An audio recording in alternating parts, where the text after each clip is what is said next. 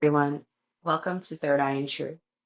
This is a space for clarity, intuition, and grounded truth, where we slow down enough to hear what's real beneath the noise.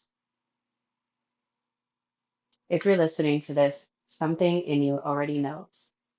You're not who you used to be, not because life got easier, but because you stopped betraying yourself to survive it. This episode is for the moment when freedom stops being external and starts becoming internal. There's a shift that happens when you realize you no longer need permission to be who you are. You don't need agreement. You don't need validation. You don't need to be understood. Your sense of direction no longer comes from external validation. It comes from alignment. And alignment feels different than anything you've known before. You start noticing that your body knows before your mind can explain. You feel when something's off. You feel when something is true. You feel when you're about to abandon yourself again, just to keep the peace. But this time, you stop. This is where your awareness of God changes. God stops feeling distant, conditional, and demanding.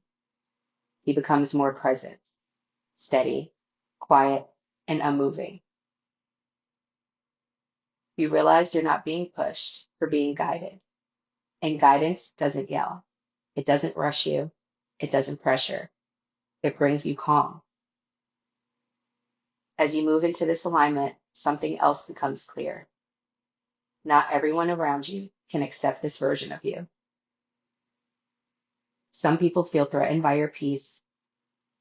Some feel exposed by your clarity.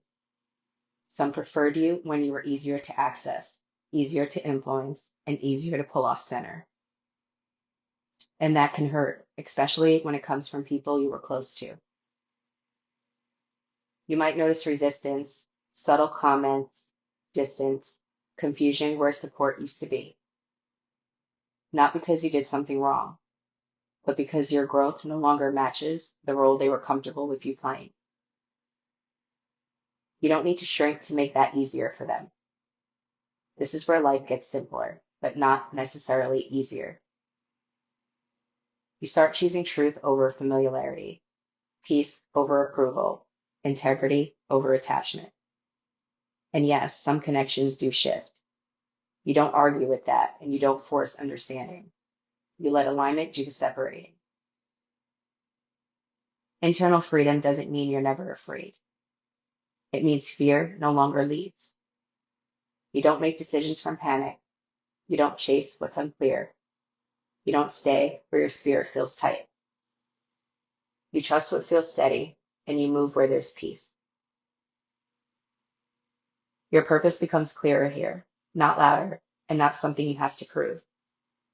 Your purpose becomes how you live, how you honor yourself, how you walk in truth, and how you stay aligned, even when it costs you closeness. You realize you're not here to save anyone anymore. There's a loneliness that comes with this season, not because you're alone, but because you're no longer surrounded by people who benefited from your self-abandonment. That loneliness is temporary, but what replaces it is peace. A peace that doesn't need witnesses, a peace that doesn't require reassurance, a peace that feels like coming home to yourself. And one day you realize something quietly powerful. Nothing owns you anymore. Not fear, not guilt, not expectations, and not the past. Your life answers to truth now. So if things feel quieter, more intentional, and more focused, that's not loss. That's freedom from the inside. Stay there, because that's where God meets you. That's where your purpose lives. And that's where your life finally becomes your own. Thanks for listening, and I'll catch you next time.